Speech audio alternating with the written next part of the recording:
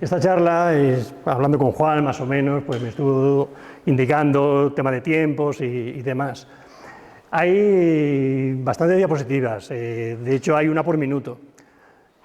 Tenía dos opciones, o recortarle y quitar diapositivas y explicarlo todo mucho mejor, o no quitaros ninguna, poder verlas todas e ir un poquito más rápido, hacerlo más dinámico, y luego al final, pues si vemos que tal, pues hacemos preguntas y podemos volver sobre alguna de ellas. Yo creo que va a ser así mejor y vamos a intentar, bueno, pues, hacerlo lo más rápido posible para que nos dé tiempo, que no nos salgamos, y luego, pues ya digo, en tiempo de pregunta, pues si alguien quiere lo vamos viendo. Lo que vamos a ver va a ser en esencia un resumen, muy resumido, porque no queda otra, sobre la evolución de los bosques en Castilla-La Mancha. La evolución forestal, la evolución prácticamente de la vida, nos podemos remontar en el tiempo pues cuanto queramos, ¿no? Pero no tiene mucho sentido irnos al principio de los principios, cuando las células, los organismos pluricelulares y demás, que es el origen real de toda la vida en el planeta, por el tema de que, bueno, cada vez que hay una gran extinción, pues todo eso desaparece. De nuevo vuelve la vida a recuperarse, viene otra gran extinción y desaparece. En el planeta ha habido 5 grandes extinciones. Entonces no tiene sentido que nos vayamos mucho más allá, aunque habría muchas cosas interesantes de contar de los bosques de Castilla-La Mancha, del Carbonífero, por ejemplo. Pero no, vamos a empezar esta historia desde la 5ª gran extinción hasta hoy. Es decir, ¿qué es lo que tenemos hoy? ¿Qué es, cómo evoluciona la vida y los bosques en este tiempo relativamente reciente? Y la última gran extinción, como sabéis, fue la 5ª, fue la de los dinosaurios, donde se acaba una época y empieza pues nuestra época actual, es decir, la más reciente. Nos estamos hablando básicamente del terciario y del cuaternario. Pero primero vamos a poner en contexto los bosques de Castilla-La Mancha, en contexto a nivel mundial. Esta tabla que vemos aquí es una relación de las principales zonas calientes del planeta en cuanto a biodiversidad, endemicidad y demás. Es lo que se llaman los hotspots en inglés, los puntos calientes de biodiversidad del planeta. Entre estos puntos calientes destaca la región mediterránea. La región mediterránea estamos a nivel mundial en 3ª posición en cuanto a valor de biodiversidad y de endemicidad. Ahí lo vemos un poquito más grande, ampliado. Tenemos en estos países mediterráneos, todo lo que circunda el Mediterráneo, pues encontrar obviamente los países saharianos como Egipto o Libia, que prácticamente no tienen, tienen muy poquito de vegetación mediterránea, pero en el resto, bueno, pues sumamos en total 22.500 especies de plantas. Eso es una barbaridad a nivel mundial en cuanto a biodiversidad. Pero lo más importante no es solo eso, lo más importante también es que un poco más de la mitad de estos 22.500 son endémicas, es decir, que crecen aquí y en ninguna otra parte del mundo, lo que confiere al bosque mediterráneo, al matorral mediterráneo, un valor realmente excepcional. Esto es lo mismo que veíamos, pero en un mapa. Aquí vemos los principales puntos de biodiversidad del planeta. Tenemos, bueno, pues como veis, están más o menos distribuidos, y la cuenca mediterránea, la vemos ahí, donde pone Mediterranean Basin, ahí en el centro, y vemos ese color marcado bueno, más oscuro, que es lo que nos diferencia con las islas de Macaronesia. Pero no somos únicos a nivel mundial. Cuando hablamos de clima mediterráneo y vegetación mediterránea, tenemos otras 4 áreas más que tienen vegetación y clima de tipo mediterráneo. Esto es importante a la hora de comparar y a la hora de entender nuestros orígenes en cuanto a temas pues, de vegetación, de bosques y demás. Las relaciones que tenemos con los bosques chilenos y con los bosques australianos son mínimas. Pero bueno, yo he recorrido las 2 zonas, hemos estado allí, y cuando tú entras a un monte chileno, Parque Nacional La Campana, por ejemplo, lo primero que piensas es que estás en Cuenca, en Albacete o en Ciudad Real, porque es exactamente igual. Exactamente igual. El clima, el calor, los bichillos por ahí cantando. Luego coges los árboles y te das cuenta que no. Al ver la hoja, ves que hay muy pocas diferencias. O sea, perdón, muy pocas similitudes. Y en eucaliptos no os digo nada. Todo lo que es el sureste de Australia, el bosque mediterráneo, es básicamente de eucaliptos. Pero la sensación es la misma. ¿Qué define el clima mediterráneo? Pues algo que a nosotros nos parece muy normal, pero que en el planeta no es en absoluto normal. Y es que los inviernos aquí son fríos y más o menos húmedos, y los veranos son secos y cálidos. Y las lluvias se concentran en primavera y en otoño. Eso es, en esencia, muy en esencia, a mitad matices, lo que es el clima mediterráneo. Y estas 5 regiones del planeta, como digo, pues lo tienen. La relación con Sudáfrica es un poquito mayor por el tema de la proximidad, y ya vemos algunas especies, algunos géneros que sí son iguales. Pero la relación con Norteamérica es absoluta. Aquí tenemos, por ejemplo, podemos hablar de muchas especies de plantas, Pero si en la península ibérica tenemos 9 especies de quercus, de árboles que dan bellotas, en Norteamérica, lo que es la parte de aquí de Estados Unidos, de México y demás, pues tienen más de 40 especies de belloteros. ¿Y eso por qué? Si está el Atlántico por medio y además todos los Estados Unidos por medio, pues para entenderlo tenemos que venirnos al principio, al Triásico, y ver estos mapas. Arriba vemos un mapa geomorfológico de hace aproximadamente unos 230 millones de años, y vemos como todas las tierras emergidas pues están en un supercontinente Pangea. Hay una falla por medio que nos va poco a poco dividiendo, y al norte va dejando la Eurasia y al sur Gondwana. Abajo vemos exactamente lo mismo, pero vemos que los continentes, los actuales continentes, están todos agrupados. Poco a poco, 200 millones de años, que se dice pronto, pero lleva su tiempo, pues se van separando, poco a poco lo que es la falla esta atlántica va dividiendo América hacia Occidente y el viejo mundo hacia Oriente. Aquí lo vemos hace unos 15 millones de años, en el Mioceno, y los continentes ya son pues, prácticamente reconocibles. La península ibérica está ahí, y por eso, cuando vemos ahí empotrada la península con Norteamérica, es lo que realmente podemos entender por qué tenemos esas similitudes de vegetación y por qué luego en el oeste de Estados Unidos se mantuvo ese clima, pero en el este se perdió. Se hizo mucho más lluvioso y esas especies no pudieron vivir. Cuando vemos esta imagen ya mucho más actual, ya perfectamente reconocible en los continentes, podemos entender esa gran diversidad de la región mediterránea. ¿Por qué tenemos estos bosques tan biodiversos? Porque tenemos especies propias de Norteamérica y las propias de Europa y de África. Es decir, somos un puente que, aunque hoy no se ve aquí la relación con América, pero sí que la tuvimos.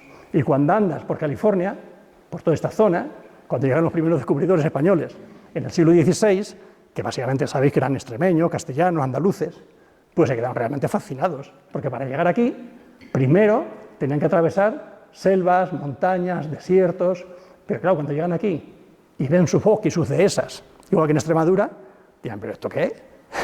¿Cómo es posible que a tan lejos de casa encontremos estos mismos paisajes? Si estoy viendo las encinas igual que en casa, pues hay madroños, hay sabinas, hay enebros, hay pinos, exactamente lo mismo. Cuando terminan con los continentes, ya está más o menos en su sitio, el sitio actual, pues vamos a ver que también ocurre algo importante. Aparte de la gran extinción, de la última extinción que decíamos, la de los dinosaurios famosa, a finales del Mesozoico, pues cuando empieza el Terciario, además ocurre la orogenia alpina, que es las placas del sur empujando, del sur de África y demás, empujando hacia el norte, se empotran, por llamarlo así de una forma drástica, contra Europa y van levantando los Pirineos, las cordilleras béticas y todas estas montañas. Cuando terminan todos estos cataclismos, desaparecen, por un lado, los dinosaurios, pero por otro lado también el dominio de las gimnospermas.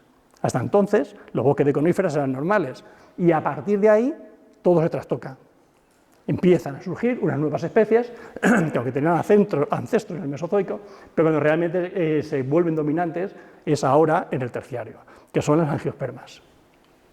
Se forman grandes bosques, nunca vistos antes en el planeta, aquí lo que vemos básicamente es un robledal, y estos bosques poco a poco se van diversificando, se van multiplicando, acaban inundando pues, todas las zonas tropicales, subtropicales y templadas del planeta, construyendo suelo, construyendo pues, una gran diversidad. En esos momentos no hay humanos, no hay gestión, no hay incendios, y los bosques bueno, pues, se desarrollan ampliamente por todas partes. Los fondos de valle, los lagos, las lagunas, se crean selvas por todo lo que hoy es la península ibérica, lo que hoy es Castilla-La Mancha, pues a nivel, pues como podéis ver, realmente espectacular. En estas dos columnas lo que he querido poner es una relación de especies fósiles del Terciario y sus parientes vivos actuales. Si os dais cuenta, los pinos, que son gimnospermas, en el Terciario no desaparecen completamente. Han quedado relegados a algunos puntos muy concretos, pero sigue habiendo algunos, aunque dominen las frondosas. Aquí vemos la similitud con el Pinus pinaster actual, y es que esa es casi absoluta, tanto por la piña como por las hojas. Esto es un Quercus hispanica, fósil, ya extinto, pero que si lo comparamos con el quejigo actual, pues es idéntico. ¿Qué quiero decir con esto? Aquí vemos los alisos, lentiscos, sebales. Lo que vengo a intentar explicar es que en el terciario, por lo menos a mediados y a finales del terciario, el bosque mediterráneo ya está totalmente configurado tal y como hoy lo conocemos.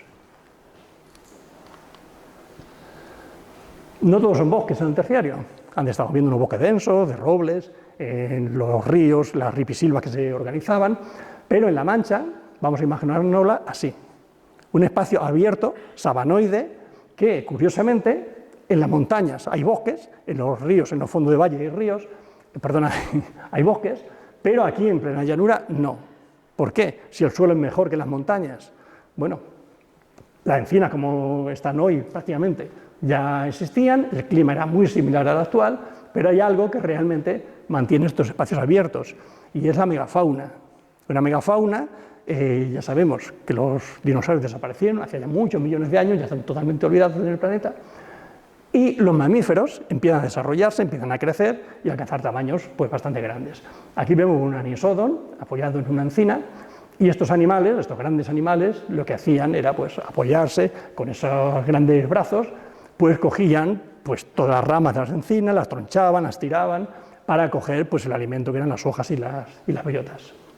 Aquí vemos un animal mucho mayor, también en un encinar, y impresiona pues, ver ese tronco tan grueso de esa encina centenaria y cómo pues, estos animalitos andaban de forma ya normal por estos bosques. Estas reconstrucciones magníficas de Mauricio Antón, que por cierto tiene ahora una exposición muy chula en el Museo Nacional de Ciencias Naturales, por si queréis ir a verla en Madrid, de todas estas reconstrucciones paleontológicas. ¿Cómo se hacen estas reconstrucciones? Pues básicamente los paleontólogos, según se van encontrando los huesos en los diversos yacimientos, los van formando los esqueletos y poco a poco pues, empiezan a construir o a reconstruir esta imagen del animal. ¿Y el paisaje? ¿Cómo se reconstruye el paisaje? Pues aquí entran en juego los paleobotánicos.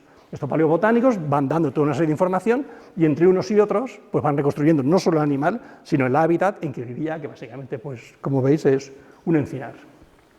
Pero además hay otras disciplinas que nos ayudan a entender mejor estos paisajes del terciario y cómo se forma el bosque mediterráneo. Ahí lo que estamos viendo son unas heces, y el estudio de las heces fósiles, lo que se conoce como coprolitos, también da muchísima información de cómo era el paisaje vegetal en la antigüedad. Estas heces fósiles, bueno, las que vemos ahí no lo son, pero estas heces fósiles de estos grandes animales no solo contienen materia vegetal sin digerir, que ayuda a entender qué especies había en aquella época, sino que además contienen muchísimos granos de polen y de esporas. Y esto en conjunto ayuda a los paleobotánicos a reconstruir estos ecosistemas, estos paisajes vegetales. Estos gonfotherium, estos elefantes, no estaban solos, no eran solitarios, vivían y se movían en manadas, a veces en grandes manadas, de decenas, incluso de cientos de ejemplares. ¿Os imagináis cientos de gonfotherium, cientos de elefantes, pateando un encinar? Fijaos qué curiosa y qué buena reconstrucción esta, desde luego es mi favorita, porque vemos el encinar, el bosque mediterráneo, conformado tal y como hoy lo conocemos, con sus bellotas, con sus hojas, con sus ardillas, con sus animales, con todas sus especies, más o menos denso en las montañas, pero en el llano, con un suelo más fértil, más profundo, obviamente, pues no está forestado. ¿Por qué? Pues precisamente por la presión que ejercían sobre él estos grandes herbívoros. Estos grandes herbívoros comían, ya os digo, hojas de encina, de todas las especies asociadas, bellota y demás. Comían todas las matas que salían por el suelo, tronchaban las ramas, derribaban árboles. Es lo mismo que hacen hoy los elefantes en África. Habéis visto documentales de los elefantes derribando acacias. Bueno, pues aquí los elefantes hacían lo mismo. ¿Quién sobrevive a estas condiciones? Obviamente los árboles más duros, las encinas, lo más recios, lo más robustos, lo más fuertes. Pero aún así, el poder de estos animales era tremendo y derribaba grandes ramas. Entonces, entre que impiden el regenerado, que derriban ramas, que tronchan árboles enteros, ¿qué está ocurriendo? Pues están creando una coevolución durante millones de años con estas encinas para que tengan un poder de rebrote muy fuerte. Por tanto, las especies rebrotadoras del monte Mediterráneo, como pueden ser todas estas, todos los quercus, pues su origen, su coevolución con estos grandes mamíferos es lo que les confiere ese aspecto de decir, se elimina el monte, pero no importa porque vuelve a rebrotar, gracias a esta coevolución de millones de años. Hay una falacia muy extendida que dice que el monte Mediterráneo está muy bien adaptado a los incendios. Eso es mentira. En esta época no había incendios. Los incendios forestales se producen de hace unos 10.000 años aproximadamente a esta parte, con recurrencia.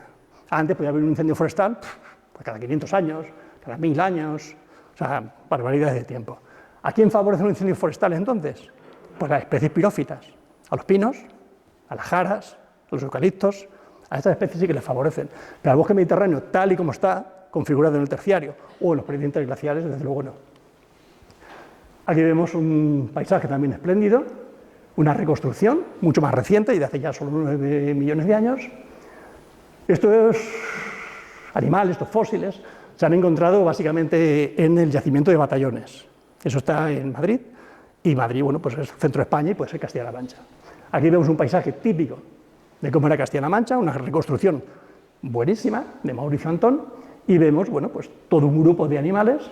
Vemos, por ejemplo, los herbívoros, la megafauna, vemos rinocerontes, vemos otra especie de elefante, esto ya es el Tetralophodon, los Rhinostris, no es como el gonfotirio que veíamos antes, pero bueno, similar. Vemos los caballos, vemos este giráfido, vemos antílopes y, por supuesto, todos los predadores, no sé si los veis por ahí escondidos por los árboles, que vivían en aquella época. Aunque hubiera muchos predadores, la cantidad, la enormidad de algunos mamíferos, pues era tremenda. Y los bosques, obviamente, pues en esta llanura pues no podían vivir. Esta maravilla de paisajes, esta diversidad del terciario, pronto va a llegar a su fin, cuando llegan hace aproximadamente 1,8 millones de años las glaciaciones. ¿Qué son las glaciaciones? Bueno, pues básicamente están originadas por los ciclos de Milankovitch, que es una excentricidad de la órbita terrestre con respecto al Sol, y cada 90.000 años hay un clima, ¿no? Luego hay periodos mucho más cortos, de 10.000 años, que lo hacen más cálido. Esos son los periodos glaciares e interglaciares. Los glaciares, pues imaginaos, unos 90.000 años de nieve, de hielo, de un clima extremadamente frío. Aquí lo vemos en un mapa, como podría ser más o menos el hemisferio norte, en concreto Europa, en Norteamérica era algo similar, y vemos bien, pues, como gran parte de Europa, todo el norte y parte del centro, está completamente cubierta de hielo. Pero ese hielo es un hielo perpetuo, que no se derrite ni en verano. Puede haber espesores de 100, 200, 300 metros de hielo, en algunos sitios más de 1 kilómetro. ¿Imagináis 1 kilómetro de espesor de hielo? Pues como la Antártida hoy, pues más o menos así era. La zona central, está más verde, era una tundra que quiere decir que durante el otoño, el invierno y la primavera está completamente cubierto de hielo y de nieve, y en verano se derretía, pero solo en verano. Más abajo tendríamos unos bosques de coníferas, y ya en el extremo sur, pero muy sur, de las penínsulas mediterráneas, es donde veríamos un poquito, pero muy poquito, bosque templado. Esto era lo normal, pero a veces había máximos glaciares con los hielos perpetuos bajando hasta aquí. Las islas británicas están completamente cubiertas por una masa de hielo de varios cientos de metros de espesor, y el resto de Europa también. En la zona meridional había zonas que también estaban cubiertas de hielo, y por eso hoy en día tenemos, aunque cada vez menos, glaciares en los Pirineos, resto de glaciares también aquí en el sistema central y en Sierra Nevada. Aquí lo vemos en una gráfica, y esto es importantísimo si queremos entender la dinámica de los bosques actuales. Entender los periodos glaciares e interglaciares es lo que realmente nos da la clave para entender qué bosques tenemos y por qué, y no tenemos otros. Aquí vemos las glaciaciones, los periodos interglaciares son los de aquí arriba, los glaciares los de aquí abajo. El cero, lo que está marcando una temperatura media actual, vemos en la línea que es la temperatura media. Tenemos periodos de 90.000 años aproximadamente de bastante frío, vemos las temperaturas, y hoy en día, cuando escuchamos hablar de que hay 1 grado más que en el cambio climático, que vamos a llegar a 1,5 grados más, pues daos cuenta que en el terciario, perdón, ¿dónde está? Vale, que en el terciario estas temperaturas eran normales, incluso 3, 4 grados por encima de lo actual, 5 grados por encima de lo actual, y en el cuaternario, cuando llegan los fríos, aquí, si vemos el cero, pues vemos 2 hasta 3 grados por encima de lo actual. En este último interglaciar, estoy hablando de hace 100.000 años, no millones, hace solo 100.000 años, se llegó hasta los 40 y tantos, 50 grados en Castilla-La Mancha, en algunas zonas. El Valle del Tajo, básicamente, no eran encinares, todos lo sabemos por los poles, por los pólenes, por los restos que se han encontrado, sino que eran básicamente acebuchares. Es decir, una vegetación mucho más termófila que la actual. Y aquí, bueno, pues vamos viendo esa evolución de periodos glaciares, interglaciares, glaciares, interglaciares. Hay una cosa importante con respecto a la fauna y con respecto a la humanidad, de lo que pasa también en esos años, que bueno, vamos a ir viéndolo ahora. Las glaciaciones, entre otras cosas, lo que hacen es que eliminan a gran parte de las especies del terciario, de flora y de fauna. Y solo pueden vivir pues, en refugios glaciares muy puntuales. En los máximos glaciares, recordad la línea blanca esa que poníamos en el mapa, del máximo glaciar, cuanto más frío llegaba a hacer, pues prácticamente toda Castilla-La Mancha se quedaba sin bosques. Era un ámbito muy estepario y solo en algunos barrancos podía sobrevivir algunas especies del terciario, el resto pues desaparecían todas. Y lo que aparecían eran unas estepas desarboladas o cuando había algún árbol o algún bosquecito, era de pinos. Los pinos, como decíamos, no habían desaparecido en el terciario, habían quedado algunos, muy pocos, dispersos, pero aquí vuelven a aparecer. Los pinos son, bueno, pues unos árboles magníficos, unos resistentes, muy fuertes, que pueden aguantar estas bajas temperaturas. Son unos árboles realmente admirables, donde ningún otro árbol prácticamente podía vivir, ahí estaban los pinos. Y abajo lo que vemos con la nieve, pues son enebros y sabinas. Son todos, pues unos adaptados, unos campeones a estas circunstancias que eran casi imposibles para la vida normal. ¿Y por qué? Pues precisamente por estas adaptaciones. Ellos tenían y tienen, los pinos, estas hojas tan pequeñas, los enebros también sabéis que son aciculares, y las sabinas esquamiformes, unas hojas con forma de escama muy pequeñitas. Esa escasa exposición foliar es lo que les permite pues, adaptarse y poder vivir mejor. Con las glaciaciones no solo cambia y perdemos especies, a veces ganamos, pero estos gigantes que vemos, estos mamuts, no vienen del lejano norte, vienen del próximo norte, porque el lejano norte, como hemos visto, estaba completamente cubierto de hielo. ¿De dónde llegan los mamuts a Castilla-La Mancha? Pues vienen de los pastos franceses. Francia no llega a cubrirse nunca de hielo y en verano estos animales están allí pastando, pero cuando llega el otoño se bajan, atraviesan los Pirineos y bajan para España. Recorren España prácticamente entera, de norte a sur, y se van quedando poco a poco en el sur de Castilla-La Mancha, en Andalucía y en Murcia. No vienen solos, vienen acompañados por renos y por otras grandes manadas de herbívoros. Y así cada otoño, algo que hoy nos parece totalmente inimaginable, durante los 2 últimos millones de años se ha presenciado este espectáculo pues, cada otoño. Aquí vemos un paisaje típico, muy típico, del verano en Castilla-La Mancha en los periodos glaciares. Sabemos que estamos en verano, he dicho verano, invierno. Sabemos que estamos en invierno por la presencia de renos. Los renos, hemos visto todas sus migraciones, o en directo, o en vivo, en documentales, películas, que hacen actualmente en Siberia, en Laponia. Pues esas mismas migraciones antes ocurrían entre Francia y Andalucía. Es exactamente lo mismo, grandes rebaños de renos bajando y subiendo en estas latitudes. Tenemos ahí el mamut, tenemos aquí el boyal mezclero, bueno, pues tenemos antílopes y el bisonte.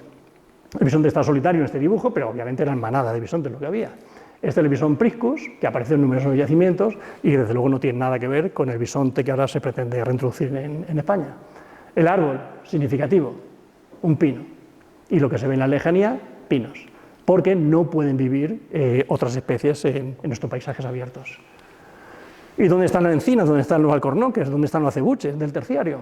Pues aquí, refugiados en estos paredones de Andalucía, del sur de Castilla-La Mancha, de Murcia, de Valencia, donde el frío pues, es un poco más llevadero, estos paredones están expuestos al sur y además los mamuts, los rinocerontes, los renos, los caballos no pueden subir a comerse esta vegetación. Estos son lo que se llama refugios glaciares. Aquí vemos también algo muy peculiar, esto sería una imagen perfectamente de un verano glaciar, vemos toda la estepa sin bosque, desarbolada, vegetación de artemisias y poco más, y algunos pinos pues, muy dispersos. ¿Dónde están las fronzosas refugiadas? Aquí, en este barranco y en ese fondo, donde seguramente haya más humedad y ahí pueden sobrevivir. Estos refugios son lo que realmente nos permite entender por qué ha llegado la flora del terciario hasta nuestros días. Cuando desaparecen las glaciaciones, llegamos a un periodo interglaciar de nuevo, los pinos de nuevo van desapareciendo, se vuelve a llenar todo otra vez de encinas y van apareciendo especies nuevas como esta que vemos ahí escondida. Va apareciendo los hombres hace 1 millón de años, primero llegan los antécesos, luego llegan los delvergentes y luego los neandertales, es decir, una sucesión evolutiva que poco a poco pues, va colonizando, ¿no?, también estas zonas como una especie más. Ellos conocían todos el fuego, se han descubierto bastantes evidencias, pero no sé, que hasta donde sabemos, no provocaban incendios. No hay restos apenas de incendios, pues eso se ve muy bien con los carbones en los depósitos. Pues apenas hay incendios en ese último 1 millón de años. Eran, pues, básicamente parte de los ecosistemas. Ellos cazaban, ellos mataban animales, pero básicamente era para comer y ya está. Eran cazadores-recolectores, había poco más. Cuando llega un interglaciar de nuevo, pues nada, se vuelve a repetir lo mismo de siempre, de ese ciclo. Las estepas con pinos desaparecen y poco a poco, desde sus refugios glaciares, todas las frondosas se van extendiendo y van de nuevo dominando el paisaje. Así durante 2 millones de años. El inicio de cada interglaciar, es decir, la retirada de la nieve, de los hielos perpetuos, pues lo que va a traer es esto. Esos 10.000 años de los interglaciares, que son relativamente cortos comparados con otros 90.000, pero en estos 10.000 años pues lo que hay es una gran frondosidad, una gran diversidad y una explosión demográfica de todo tipo de plantas y animales.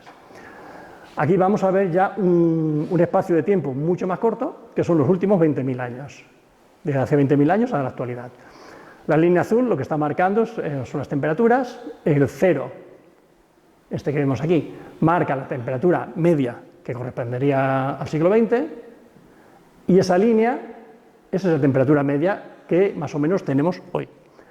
Este periodo, como veis, abarca unos 12.000 años, 11.000 años aproximadamente, es el interglaciar actual.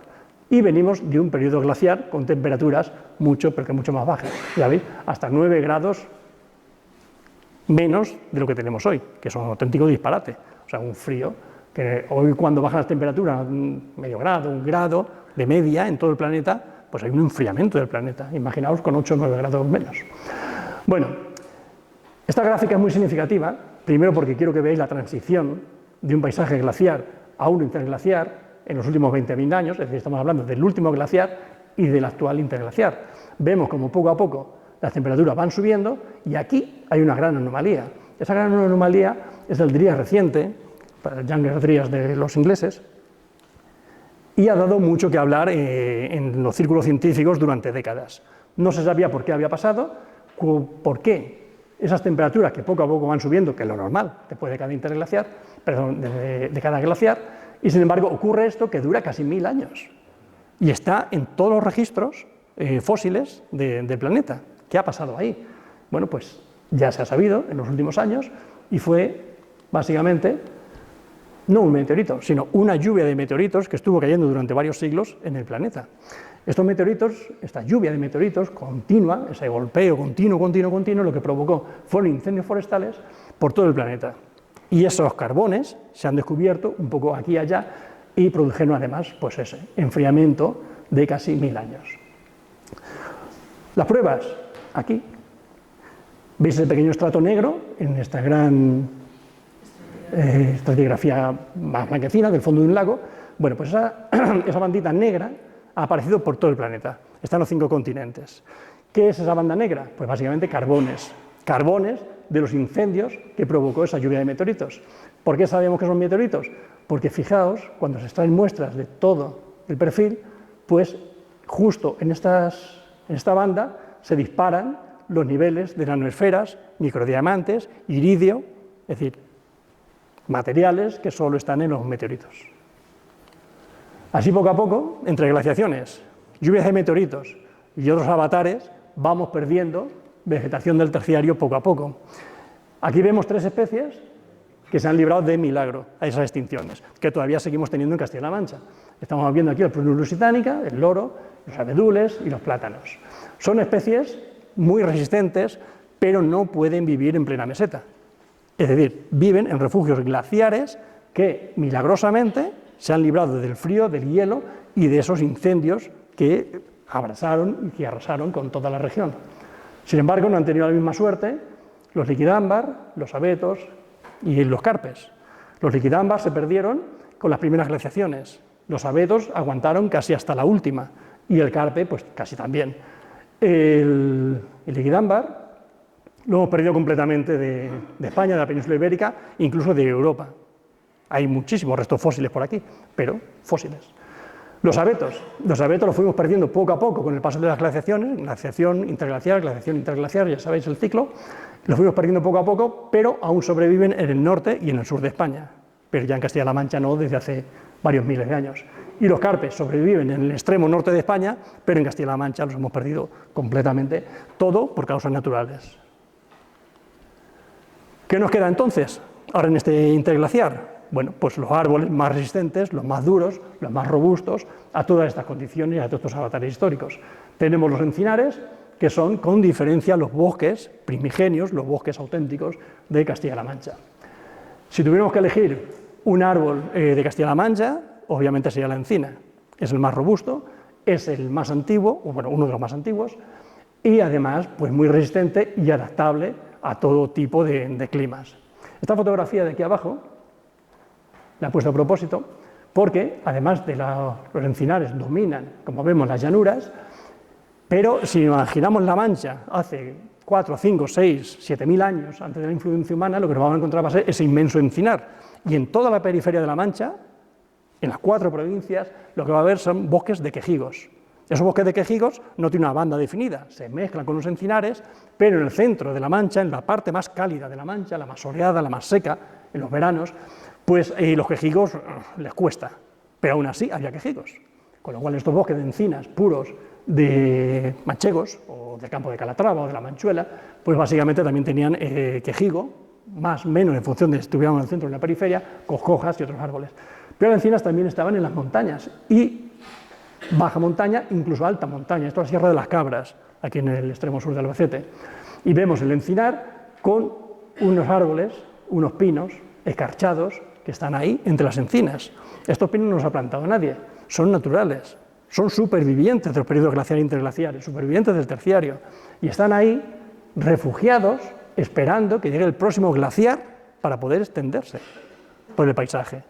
Es decir, estos son ahora refugios interglaciares para las gimnospermas. Antes hablamos de refugios glaciares para la flora del terciario, que es todo esto, todas estas especies de frondosas, pero como estamos en los interglaciares, las especies que luego se expanden por el glaciar, ¿de dónde salen? ¿De dónde vienen? Bueno, pues vienen de aquí, de estos refugios interglaciares. Digo que la encina sería el árbol por excelencia de Castilla-La Mancha, porque, bueno, pues prácticamente está en toda la región. Estos puntos equivalen a cuadrícula de 10 por 10 kilómetros de lado, es decir, cada punto representa 100 kilómetros cuadrados.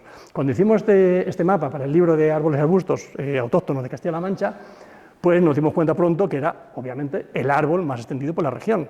Tenemos robles, tenemos acebuches, tenemos alcornoques, tenemos pinos, pero nadie, o sea, ninguna especie tan extendida como esta. Obviamente en las montañas, además de encinas, pues había bosques mixtos como este, de encina y quejigo, pero también había grandes superficies de robledal, de melojos. Pero en otras zonas, en las zonas ácidas, en la provincia de Ciudad Real, de Toledo, sobre todo, con alguna pequeña mancha en Albacete o en Guadalajara, pero básicamente todo el oriente de Castilla-La Mancha, pues había bosques, selvas subtropicales como esta, que son básicamente alcornocales. Y los ríos, bueno, pues los ríos, el Guadiana, el Tajo, el Júcar, pues este es el aspecto de un periodo perfectamente interglacial. De hecho, esta foto es de aquí de Albacete.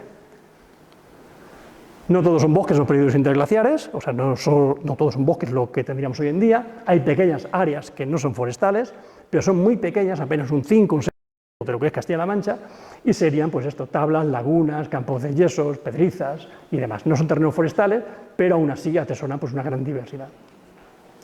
Esto es un paleopalinodograma, que os lo pongo para que veáis desde un punto de vista estrictamente forestal cómo cambia la cosa entre un periodo glaciar y un interglaciar. Esto se lleva repitiendo 2 millones de años, esto que vemos aquí, y se va a seguir repitiendo, obviamente. Es decir, cuando hablamos de cambio climático, hoy en día tan de moda, hay que tener en cuenta todos estos cambios climáticos, estos cambios en los sistemas forestales. No sé si lo entendéis más o menos, pero básicamente aquí arriba lo que vemos es el nombre de una especie, esa línea o esa columna son los granos de polen que aparecen de esa especie a lo largo de los últimos 30.000 años. Es decir, aquí lo que estamos viendo es una muestra. Estas muestras se toman en el fondo de los lagos, de lagunas, son unas muestras que se sacan más o menos unos tubos de barro, y la profundidad pues se va datando, en unos casos son 15.000 años, en otros 30, en otros son 50.000 años, depende. En este caso lo que tenemos es una muestra de 30.000 años y vemos cómo según la profundidad pues tiene unas especies o tiene otras. Lo negro, esto que vemos en negro, son la cantidad de granos de polen que aparecen en esa columna de esa especie. Los pinos, que son esta columna, siempre aparecen sobre representados. Hay que poner un factor de corrección, que bueno, aquí no lo tiene, pero salen sobre representados porque el pino produce muchísimo polen y además tiene unos saquitos aéreos que le permiten volar a largas distancias. Por tanto, cuando veamos estas secuencias, siempre hay que tener en cuenta que, bueno, pinos realmente había muchos menos de los que aparecen, ¿no? Esto engaña un poco, pero sí se sabe interpretar, ¿no? Y eso hay que tenerlo muy, muy en cuenta. Por tanto, imaginaos, pues menos de la mitad está negro. Por lo demás, pues todo bien. Los quercus caducifolios, básicamente los quejigos, y los quercus perennifolios, básicamente las carrascas, las encinas, pues son estas. Esto vemos aquí los pistacios, vemos alcornoque, bueno, y otras especies. ¿Qué ha ocurrido aquí? Pues vemos claramente la diferencia entre un periodo glaciar y un interglaciar. En el glaciar, pues nos van a dominar las estepas, porque esto es la artemisia. ¿Sabéis lo que son artemisias? Son unas pequeñas matillas parecidas al tomillo. No son tomillos, no son labiadas, son compuestas, pero bueno, para que os hagáis una idea, son unas matillas así de pequeñas. Y no crecen en los bosques, ni en zonas húmedas, solo crecen en zonas secas y frías. Es decir, en un ambiente claramente estepario y con pinos. Es decir, un periodo glaciar de hace, bueno, estos son prácticamente 90.000 años, pero aquí hemos cogido esta pequeña porción, y hasta hace unos 12.000 años aproximadamente, pues lo que imperaba en el paisaje eran estepas con pinos. Eso era lo normal. Cuando llega el interglaciar actual, poco a poco los pinos van desapareciendo, no del todo, como decíamos antes, se quedan en sus refugios, y las artemisias pues también.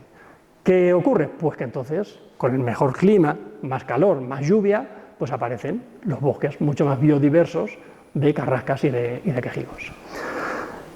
Aquí vemos esa misma gráfica, bueno, no es la misma, pero similar, otro palinograma, y vemos claramente 3 fases, cuando debería haber 2. Esta primera fase es el final del periodo glaciar. En esta secuencia es otro yacimiento, es más tardío, pero bueno, si os dais cuenta, en esencia es lo mismo. Una estepa con enebros y sabinas, el juniperus, y pinos, aparentemente muchos pinos. Y el resto, poco o nada. Es decir, claramente un periodo glaciar. Cuando llega el interglaciar, los pinos caen como siempre, lo normal, y se disparan las cantidades de quejigos, quercus caducifolios, y de quercus perennifolios, que son básicamente las encinas, las carrascas. Además, en este periodo interglaciar, pues prosperan el resto de especies. Abedules, fresnos, sauces, avellanos, alisos, olmos, arces, cervales y otras muchas especies. Y aquí vemos, pues, abajo algunos pinares con poca diversidad y en el centro bosque de encinas y quejigos con gran diversidad. Esto es lo que debemos tener ahora mismo en un periodo glaciar, interglaciar, perdón. Pero si vemos arriba, ocurre algo asombroso. ¿Cómo es que con el clima actual desaparecen todos los bosques y vuelven los pinos? ¿Qué ha pasado hace 2.000 años? ¿Qué pasó hace 2.000 años, hace 2.500 años? 3.000 años como mucho. ¿A alguien se le ocurre qué pudo pasar si el clima es el mismo? ¿Cómo sois?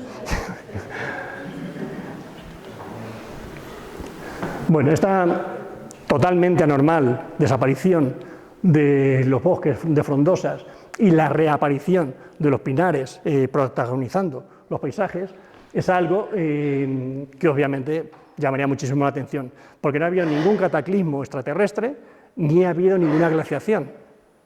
Lo que ha pasado ahí es, pues eso, algo completamente nuevo en el planeta que no existía hasta ahora, y es la aparición del hombre moderno. El hombre moderno no tiene nada que ver con las especies anteriores, aunque físicamente fuéramos muy similares a los neandertales, pero realmente el cambio es tremendo, el cambio mental, el cambio social, es otra especie, totalmente diferente, que todos sabemos que no ha venido de otro planeta, pero como si hubiera llegado. Nunca, jamás, en la historia evolutiva del planeta se había visto algo así. Poco a poco llegan hace aproximadamente unos 40.000 años a la península ibérica, se van extendiendo, hace 30.000 años estaban ya pues, prácticamente extendidos por toda la península. Y, qué curiosidad, que según llegan y se van expandiendo, se van pues, exterminando, desapareciendo toda la megafauna del Cuaternario, que es superviviente de aquellas épocas. Aquí tenemos los dos elefantes que había hace 30.000 años en la península ibérica. Como veíamos, los mamuts, recordad que hace 30.000 años estamos en un periodo glaciar. Hace 30.000 años los mamuts seguían migrando, bueno, hasta hace 30.000 años, y a partir de ahí ya, poco a poco, dejaron de verse. Este era el elefante autóctono, este no migraba, este vivía todo el año en la península ibérica, han aparecido sus restos por toda España, y siempre, los últimos ejemplares, los últimos miles de años, siempre asociados a la industria lítica. Es decir, los hombres los mataban, los hombres los consumían. Poco a poco, hasta que los exterminaron completamente a las dos especies y también, obviamente, a los neandertales. El Homo sapiens, los humanos modernos, pues exterminamos pues, prácticamente toda la megafauna, los rinocerontes lanudos, en fin, y otras largas especies. Cuando ya llega el Neolítico, es decir, el último periodo glaciar en este que estamos, pues aquí vemos en esta magnífica pintura del arco ibérico de Alpera, de la Cueva de la Vieja, pues vemos la fauna que queda, que son básicamente los uros, vemos ahí el caballo, vemos los ciervos y vemos las cabras monteses. Estos 4 especies de ungulados pues son ya lo poco que va quedando de aquella época del terciario y de los periodos glaciares. Y todo, obviamente, rodeado de arqueros, de cazadores y guerreros.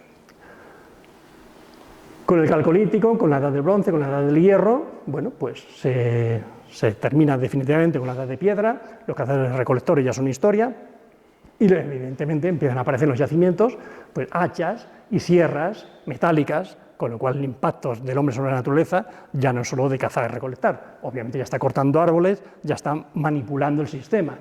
La domesticación de animales pues, también tiene un gran impacto en todo el ecosistema y en los bosques en particular. Pero no solo esto, imaginaos también el arte y la mente de esta nueva especie para crear estas maravillas. Y luego pues, estos cinturones con ese colgante de bellotas de oro, que son ya realmente espectaculares y que nos hablan mucho pues, de esta nueva especie. Vemos que no solo se dedican al arte y a esto, a la guerra y a cortar árboles, sino que también crean ya los primeros pueblos, las primeras ciudades, las primeras vías de comunicación, daos cuenta que se amuralla la ciudad y la guerra, pues que siempre ha habido peleas, pues alcanza ya realmente otra dimensión. Cuando llegan ya los romanos, obviamente, todo se transforma, la agricultura ya es planificada, ya es a gran escala, con acequias, con canales, con embalses, acueductos, y Roma, pues hace 2000 años ya tiene 1 millón de habitantes. Pero no hay que ser Roma, en Castilla-La Mancha también tenemos numerosas ciudades, además de las íberas que había antes, pues ya tenemos los ópidas famosos, pues ya tenemos, pues eso, como estáis viendo, Segóbriga, Ercábica, el famoso Toletum, aquí lo que vemos es Segóbriga en Cuenca, y es que ya todo el territorio hace 2000 años está pues muy humanizado, y desde luego bastante más de lo que nos podemos imaginar. La ganadería, bueno, pues al principio, según vamos domesticando animales, vamos extendiendo, vamos dominando todo el territorio de Castilla-La Mancha ya tiene dueños, o sea, ese valle salvaje, eso ya no existe, ya, si no es un pueblo, es una aldea, si no es quien sea, pero todos tienen ya pues, más o menos sus territorios, y la fauna doméstica de alguna forma sustituye a la primitiva salvaje que pastaba en estos encinares y en estos bosques castellano-manchegos. Pero eso no es lo peor a la hora de deforestar, pues lo vamos a encontrar en la minería. La minería, aquí vemos pues un grupo de mineros en este relieve romano, encontrado precisamente en Sierra Morena, es lo que realmente va a implicar la tala de millones y millones y millones de árboles. Esto es del distrito minero de Sierra Morena, que sabéis que bueno, estaba dividido en 2 partes, por el lado sur estaba dominado por Cástulo y en Jaén, y en el lado norte por Sisapo, que está en el Valle de Alcudia, en Ciudad Real. Bueno, pues esas minas eliminaron, pues no podéis imaginar, millones y millones de árboles, bueno, porque las técnicas que tenían los romanos, tanto en galerías como en minas a cielo abierto, era acumular muchísima madera, pegarle fuego, y ese calor es lo que reventaba las galerías para poder extraer el mineral. Luego estaba, además de esto, los hornos para las minas, que han llegado hasta el siglo XX, y luego estaban pues las galerías. Las minas podían derrumbarse, las galerías, y obviamente se recurría a encofrarlas, literalmente, a entibarlas con miles y miles y miles de árboles. Se habla de los bosques subterráneos, porque a veces había bosques enteros.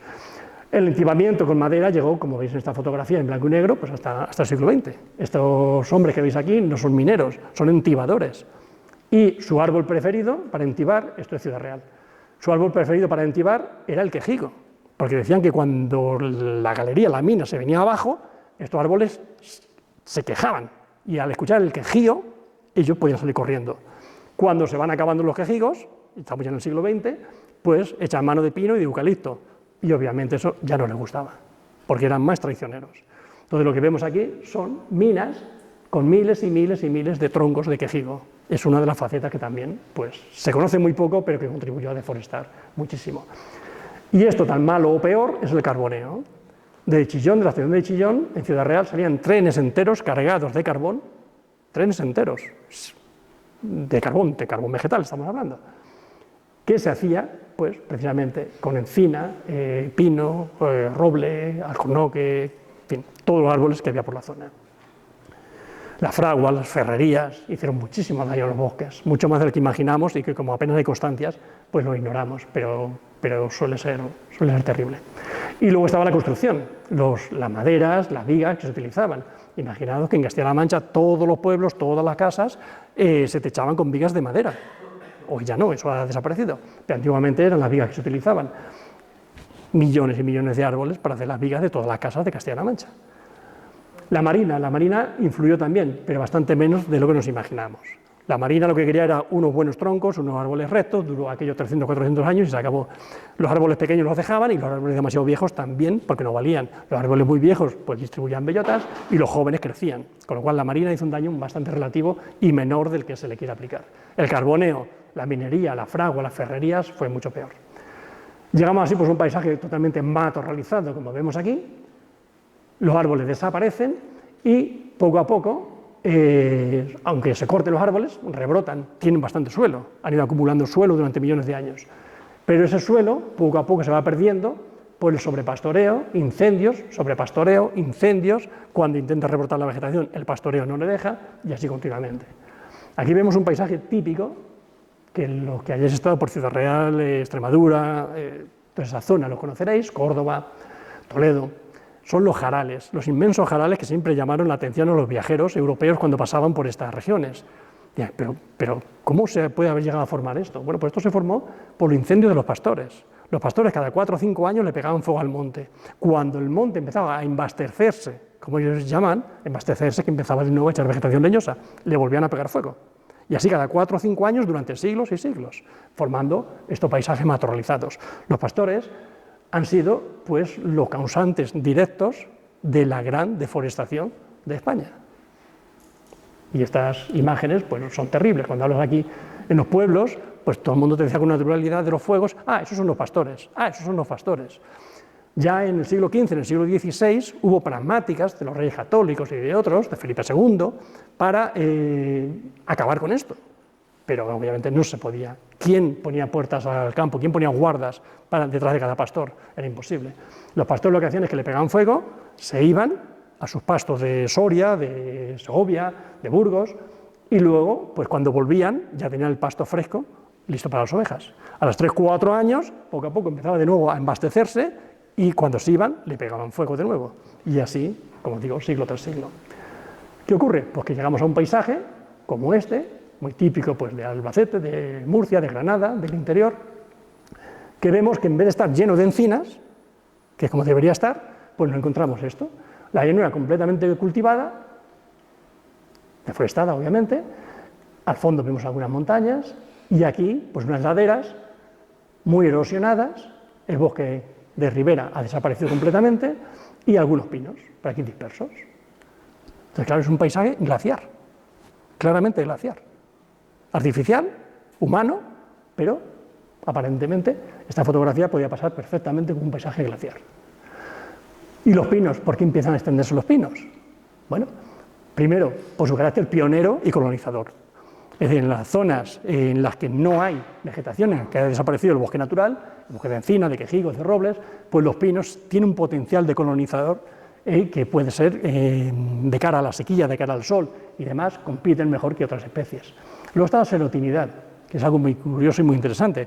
La serotinidad lo que quiere decir es que estos árboles guardan sus piñas en las ramas, no se abren. Si conocéis los pinos carrascos, conocéis los pinos pinaster, los resineros, podéis ver pinos muy, muy viejos, 50, 70, 80 años, llenos de piñas, cerradas. Estas piñas cerradas, aunque tengan sus piñones ahí encerrados, siguen siendo fértiles. ¿Y por qué están cerradas?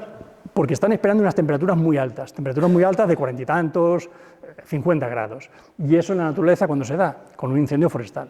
Cada vez que hay un incendio forestal, estas piñas se abren y se produce una gran germinación de piñones y de pinitos. Y luego, además, pues están las plantaciones, obviamente, que a lo largo de los siglos XX y XXI pues, se han hecho muchísimas. Ahí vemos, pues, el principal por el que todo se ha llenado de pinos. Bueno, cada vez hay más, y por lo que veíamos en la gráfica de antes, esos niveles tan altos de pino.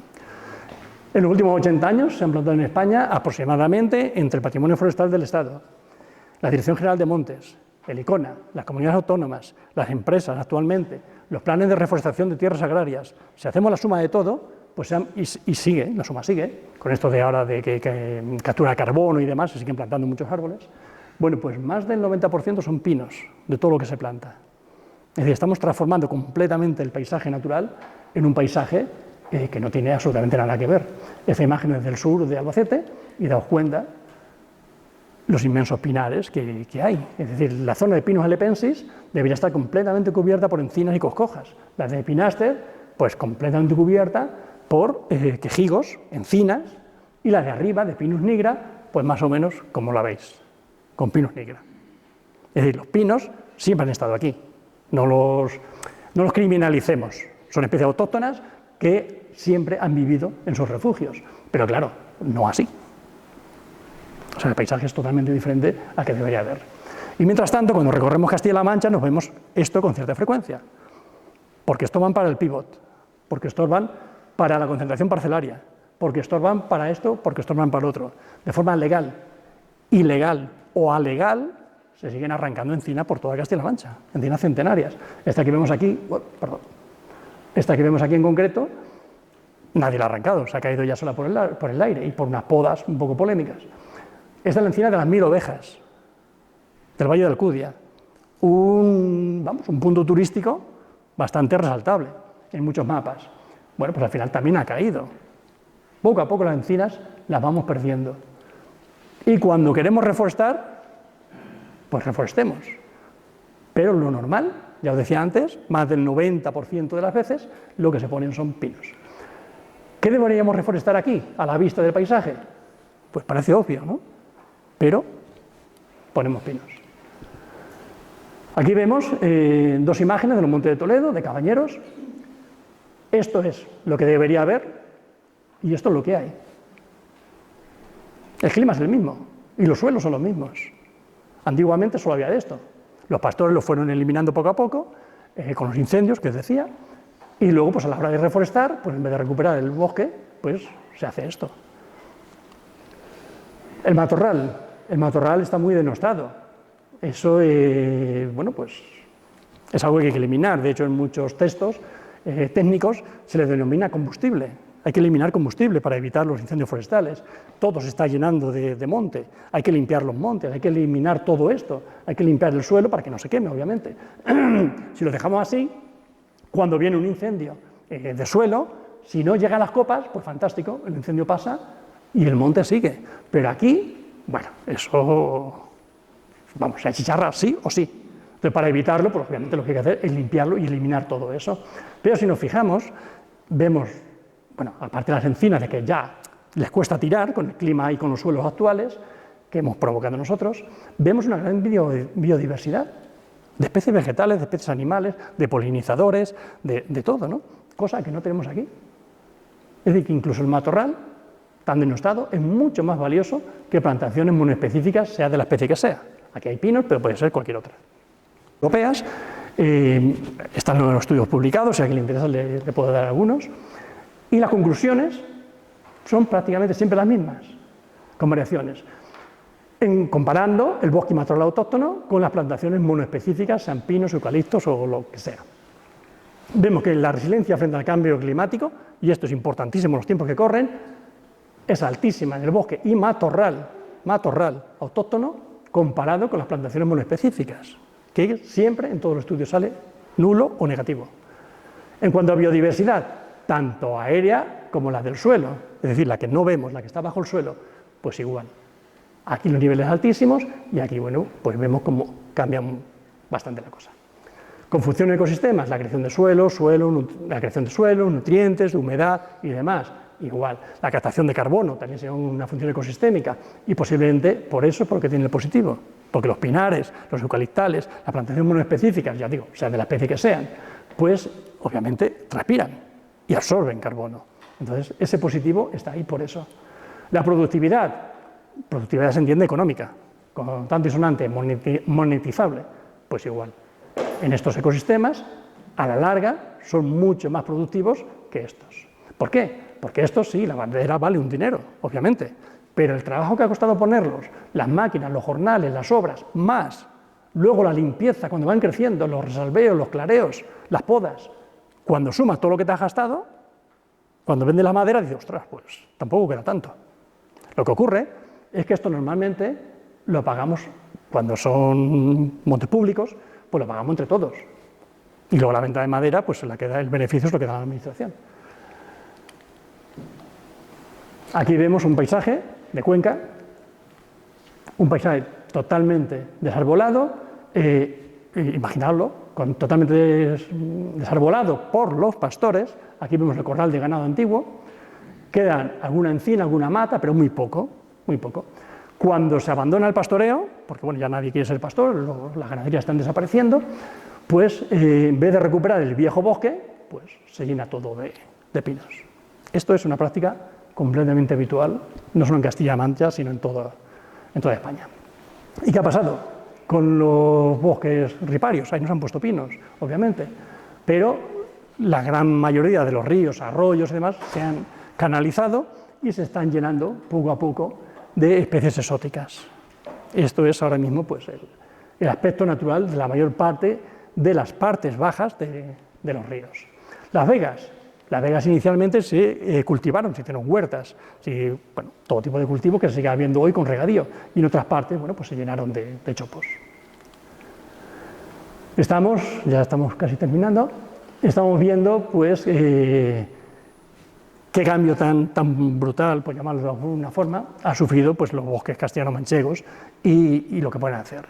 Hoy en día esto no es una cosa de Castilla-La Mancha, no es que seamos aquí particularmente malos, pasa en toda España, pasa en todo el planeta.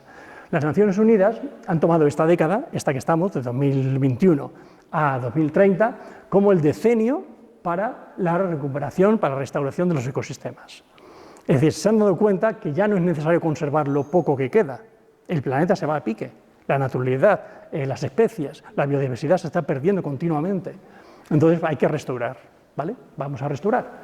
Pero si restauramos, habrá que pensar qué y cómo se restaura. De entrada, la Unión Internacional para la Conservación de la Naturaleza ha publicado este documento muy significativo, muy pensado.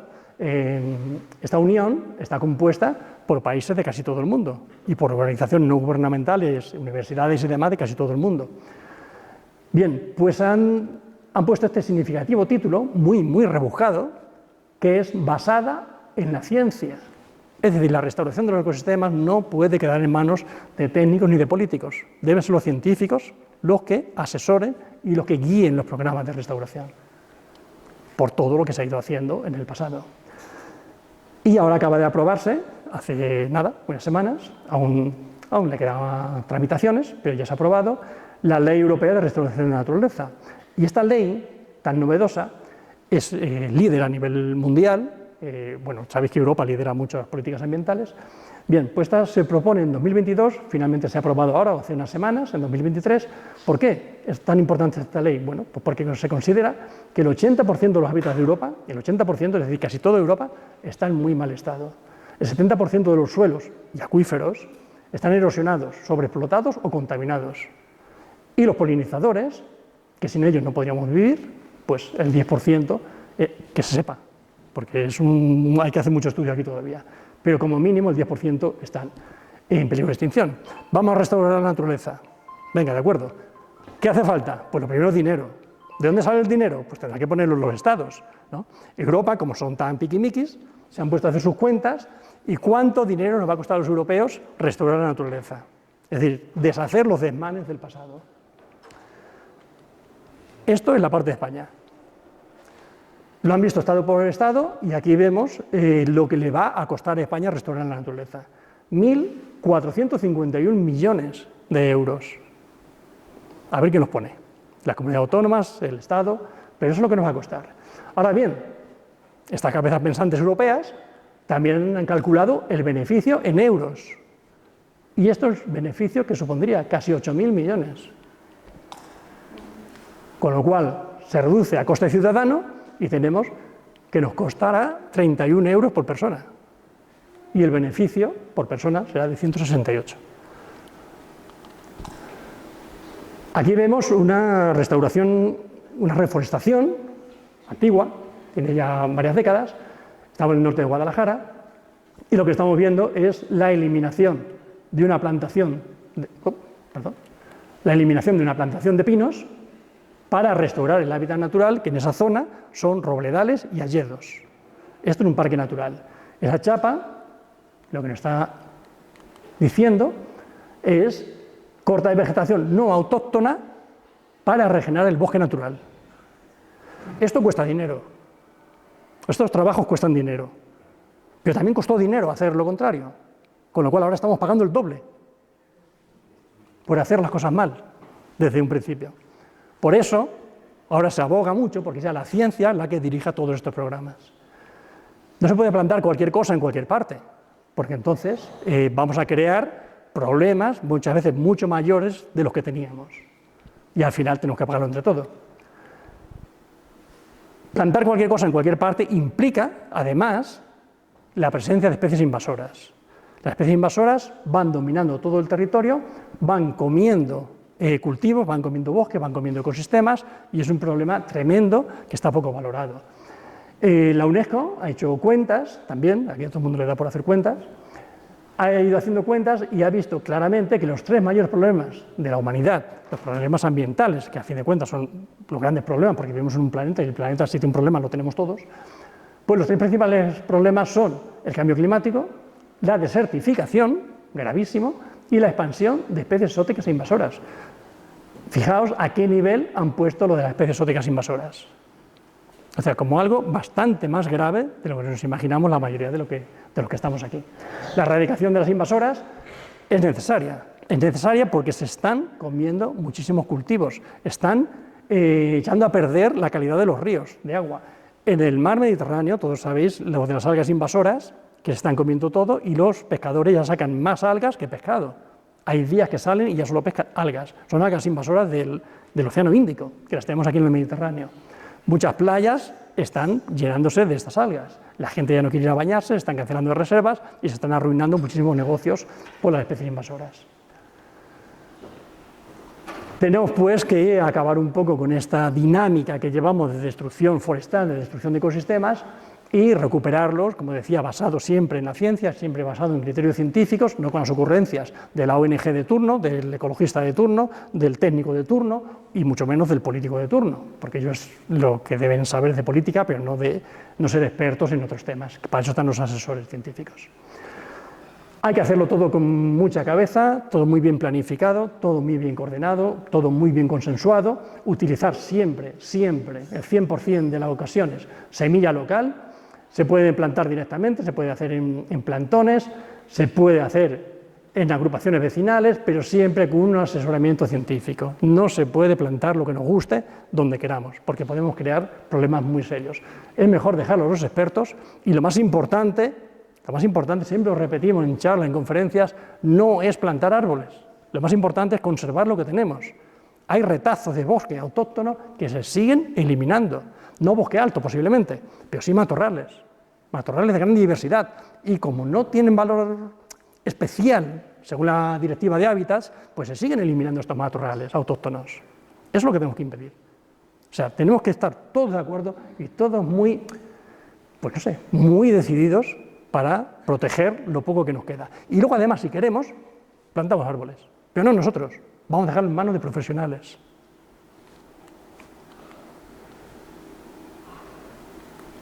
Y con este quejigo milenario de la Sierra de Alcaraz, yo ya me callo.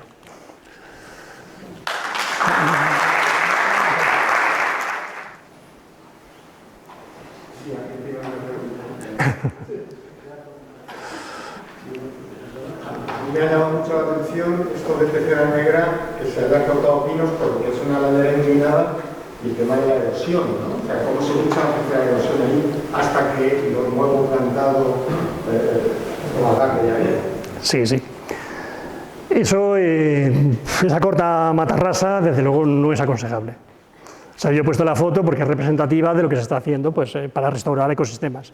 Pero obviamente, si tenemos una plantación monoespecífica en una ladera y esa ladera está pronunciada, lo que hay que hacer es quitarlo poco a poco. Al tiempo que se va quitando, se va plantando, se va sembrando o se permite la regeneración natural. Pero cortar la matarrasa siempre es aconsejable. Sí.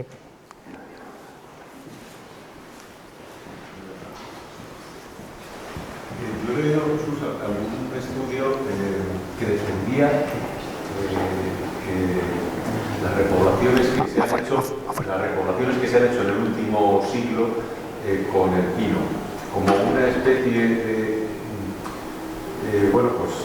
necesaria transición precisamente para recuperar esos bosques autóctonos. ¿Esto es así o en tu opinión? A ver, el tema de los pinos en España es muy controvertido.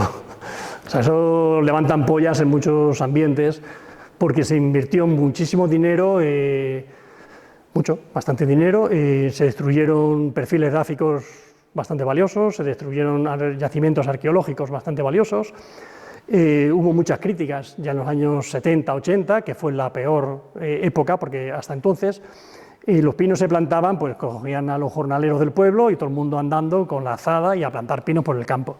O como mucho iba una pareja de bueyes abriendo un surco y poco más. Pero a partir de los años 70 entran los bulldozers. Y cuando entran los bulldozers no solo se pone pino, sino que además pues, se genera todo lo que se genera. Eso genera pues, una polémica, preguntas en el Congreso y hay bueno, toda una serie de problemas asociados a eso, ¿no? Problemas con la gente del medio rural, expulsiones de pastores de sus zonas tradicionales. Bueno, ¿qué ocurre? Que para justificar aquello, pues hay 1000 argumentos y uno de ellos es ese que tú dices. Ese argumento pierde toda validez cuando alguien te dice, vale, pero es que en los años 40 había mucha hambre en España, estábamos en una posguerra, había que crear jornales. Perfecto, muy bien, muy bien. Eso de reforestar está muy bien. Pero, ¿por qué no se pusieron encinas? Si hubieran puesto encinas con los conocimientos actuales y con los conocimientos de aquella época, era más que suficiente para ver, bueno, digo encinas, donde tocara encinas, donde tocara alcornoque, alcornoque, donde tocara roble, roble, donde tocara pino, pino, ¿no? Es decir, la especie autóctona en cada lugar. Se podía haber hecho perfectamente. Pero no se hizo porque lo que se pretendía era crear unas plantaciones exitosas en el menor tiempo posible. Es decir, el técnico que hacía una plantación decía, bueno, me la estoy jugando. Yo aquí me han encargado a nuestra delegación, a nuestra brigada, que pongamos estas 500 hectáreas de pinos. No, de pinos no, de monte. ¿Qué ponemos? Obviamente pinos, que es lo más seguro. Y ya está. Entonces se lavaban las manos con eso. Y a partir de ahí ya hay un montón de argumentos para justificarse. Pero es eso.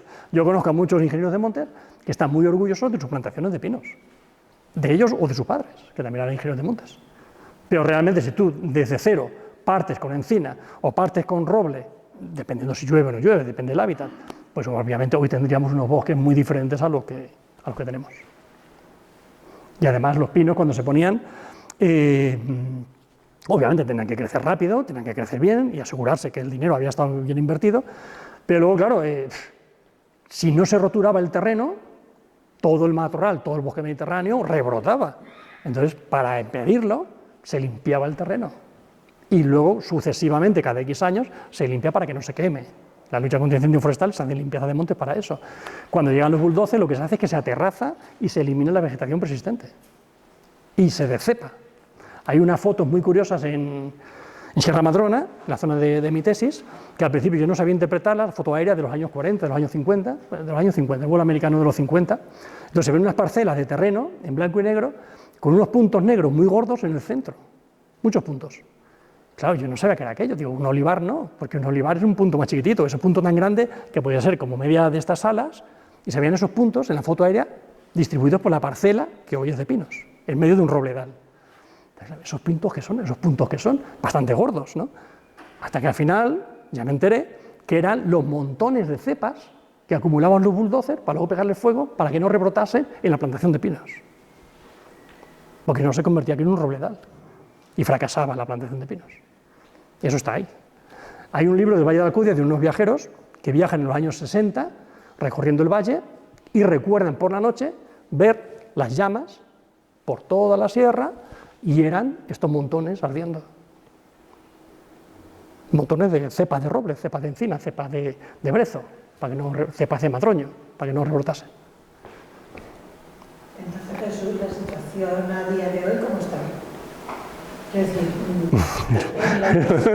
¿Pero en qué sentido? En el sentido de si verdaderamente, ¿sabes? O te puedes decir, si hay esa sensibilidad y ese grado, por lo menos, de conocimiento en la gente que tiene que tomar decisiones, ¿vale? Y a ver, es muy buena, no, es que muy buenas preguntas. Eso es lo que me ha intentado, tenemos hasta hechos los cálculos, sí. El dinero que hay que gastar y que se está haciendo. Eso ahora mismo depende muchísimo del técnico que tenga al lado el político. El político lo que quiere es luchar contra el cambio climático. El político lo que quiere es reforestar. Y las grandes empresas, con esto de la lucha de carbono, lo que quieren es dar su huella de carbono reforestando. Pero a estas personas hay técnicos que les asesoran y les dicen lo que tienen que hacer. Entonces todo depende de estos técnicos. Porque ellos lo que quieren es reforestar, a ellos les da un poco igual. Y el problema es que la pinofilia ha arraigado muchísimo entre todos nosotros, ¿no? Que como digo, los pinos son unos árboles magníficos, que yo los adoro. De hecho, parte de mi tesis fue con un pinar relicto. Pero claro, es que tenemos todos una pinofilia aquí metida, que todos mis amigos, cuando se hacen un chalet y ponen árboles, ponen pinos. Y cuando el ayuntamiento, la diputación o el grupo, asociación local, les da árboles, o el vivero, autóctonos para que planten, son pinos. Y la gente va tan contenta con su pino y lo pone y se queda mancha larga. O sea, lo tenemos aquí todo muy asimilado, el tema de pinos. Con lo cual, que no nos extrañe si los pinos están tan extendidos en Castilla-La Mancha y en España. Pero es porque lo tenemos todo muy aquí metido. Los encinares poco a poco se van perdiendo. Hay una imagen de satélite, bueno, no una, hay muchas, pero hay una imagen de satélite, en sentido abstracto, que se ve claramente como la superficie europea, y esto lo recargan mucho los forestales, como la superficie arbolada en Europa es muy superior a la que había hace 80 años. Esto rápidamente se vende como que los bosques están creciendo en Europa, y estamos hartos de leerlo en los medios de comunicación. Pero fíjate qué curioso que la biodiversidad está cayendo a unos niveles nunca vistos. ¿Cómo puede ser si los bosques están creciendo? No, lo que están creciendo son las plantaciones de pinos o de otras especies. O sea, plantaciones monoespecíficas que son terriblemente pobres en especies. La agricultura química, el gran sumidero de las carreteras, y otros muchos sumideros de fauna y de biodiversidad, pues están acabando con la biodiversidad en Europa, a niveles nunca vistos y a una velocidad nunca vista. Pero bueno, si cada vez tenemos más bosques, ya, pero ¿qué bosques tenemos? Lo que tenemos son plantaciones monoespecíficas de árboles por todas partes. Pero el bosque, lo que es el bosque, como hemos visto aquí algunas imágenes, eso prácticamente está desapareciendo y sigue desapareciendo. ¿Quién? Entonces, ¿el que no se ha enterado? Será eso.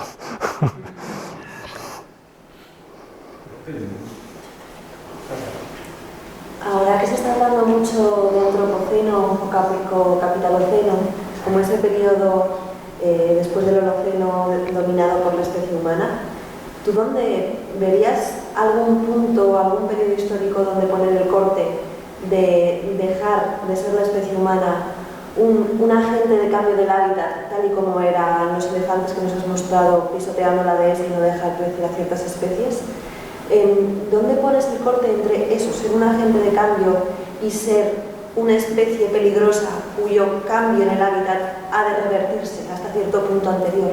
Porque hay algunos que hablan de que esto empezó con la revolución industrial, otros que hablan desde que comenzó el ser humano a ser como desde el Homo sapiens. ¿Tú hay algún punto en el que pondrías ese corte? Sí, hay un punto clarísimo, y es cuando el sapiens sale de África. ¿Qué has dicho? Me está preguntando que si hay un punto de inflexión. ¿Sí? ¿La pregunta la he entendido bien? Sí. Vale. Pues el punto de inflexión es cuando el sapiens sale de África. A partir de ahí empieza todo. Podemos, cuando sale de África, obviamente, estos cataclismos no ocurren varios miles de años después, ¿no? Podemos retrotraernos a la Edad Media si queremos. Es que hasta la Edad Media más o menos, ¿no? Es que hasta que no llega la Revolución Industrial, pues más o menos. Pero cuando llega la Revolución Industrial, cuando empieza a cambiar el clima de forma humana, claramente, ya llevábamos muchos siglos de deforestación. Grandes estepas cerealistas, tanto aquí como en Ucrania, como en el centro de Europa, en las mesetas castellanas, están ya totalmente deforestadas cuando llega el Antropoceno. Y ya empieza a haber un cambio climático imperceptible, si queremos, pero ya empieza a verlo.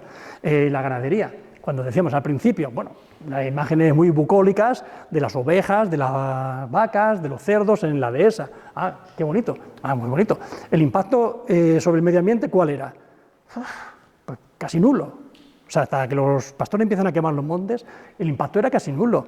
Pero así a simple vista. Cuando tú eres pastor y ves que el lobo se te acerca, ¿qué haces con él?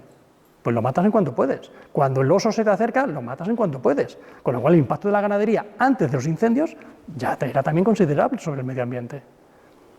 Entonces, ¿cuándo ponemos ese punto de inflexión? Claro, cuanto más avanzamos en el tiempo, obviamente más grave va siendo la cosa. Y si hubiera que buscar un punto concreto y pudiéramos elegir, para mí es cuando los sapiens salen de África. Han extinguido muchísimas poblaciones, muchísimas especies de megafauna. Cuando llegan a Australia, hace 40.000 años, coincide, fíjate qué casualidad, con la extinción de la megafauna australiana. Según van llegando a las numerosas islas del Pacífico, según van llegando a América, no los españoles, sino los indígenas iniciales, hace 30.000 años aproximadamente, pues desaparece la megafauna, según llegan los sapiens.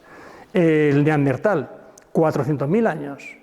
Esto implica 4 periodos glaciares y 4 periodos interglaciares, los neandertales. Entonces los neandertales están perfectamente adaptados al clima, porque ha habido alguien que haya pretendido, en algunos foros científicos, bueno, es que el último máximo glaciar, hace unos 20.000 años aproximadamente, es que se fue muy fuerte y ya casi no pudieron soportarlo, ¿no? Y, bueno, hace 20.000, hace 30.000 años, pero ¿cómo van a poder soportarlos? Se han soportado 4 periodos glaciares completos, claro que podían soportarlos. Entonces el ser humano actual, los sapiens, cuando llegan, o por hibridación, o porque directamente los eliminan, acaban con los neandertales. Entonces el sapiens, allá donde va llegando, va exterminando a la megafauna. Y poco a poco esos impactos se notan en el paisaje. No por deforestación, sino que eliminan la megafauna y ya se trastoca todo. ¿Y hemos sido una especie invasora? Somos una especie invasora. ¿Y cómo ves el futuro reciente? Muy catastrófico. Depende de nosotros. Depende de nosotros. No quiero ser catastrofista ni mucho menos. Yo, el fin de semana pasado estuve plantando encinas. Y ahora tenemos un proyecto que, bueno, Juan sabe, vamos a poner unos 10.000 alcornós, que vamos a recuperar bosque autóctono. Pero hay muchas especies que estaban en grave peligro de extinción y las hemos salvado de la extinción. Las hemos puesto en otro labor de la extinción, pero se están poco a poco salvando. Te hablo del lince, te hablo del oso, que estaban prácticamente extintos ya en España y se están recuperando. Con lo cual el hombre tiene una capacidad bastante buena, bastante potente de restaurar y de recuperar. Pero tiene que ser siempre, como digo, con un asesoramiento científico muy bien hecho. ¿Los políticos están por la labor? Pues hasta cierto punto. Depende de lo que le presionen los lobbies económicos. Se ha cerrado ahora la COP28, habéis visto esta mañana las noticias, pero pues con un acuerdo de mínimos que es que, vamos, podría haber sido peor, con lo cual hay gente que lo está celebrando, pero ha sido un fracaso más y llevamos ya 28 cumbres de estas. Entonces, ¿somos optimistas o no? pues venga, vamos a serlo. Vamos a ser optimistas, pero realmente motivos no hay muchos al optimismo. Porque la especie humana es la que es y somos como somos. Mientras quede un recurso, pues lo cogemos. ¿No os habéis visto el precio de las angulas, cómo está? Es una cosa muy significativa. A medida que se va extinguiendo la especie, el precio en el mercado negro sube. Y los ricos, aunque paguen 20, 30, 50.000 euros el kilo, como saben que son las últimas, pues lo pagan. Entonces la abocan directamente a la extinción definitiva. Porque el sapiens es que somos así. O sea, razonamos siempre para los demás, ¿no? Pero mientras yo tenga mi interés económico aquí, yo lo defiendo, aunque sé que no tengo razón, pero lo defiendo. La próxima cumbre, el COP28, ahora se va a celebrar en un país petrolero, pero es que la próxima es en otro país petrolero. Entonces, pero ¿a dónde vamos? ¿No? Si queremos acabar con los combustibles fósiles y la celebramos en un país productor de petróleo. Y al año que viene otra vez. Es complicado ser optimista. ¿Qué opinas sobre la reforestación de pino combinado con especies autóctonas? ¿Con? La reforestación del pino combinado con especies autóctonas. ¿Y para qué quieres el pino? Eso digo yo, porque se están aislando algunos sitios. Pon especies autóctonas y ya está. Hombre, yo te digo porque yo planteé esto mismo hace 10 años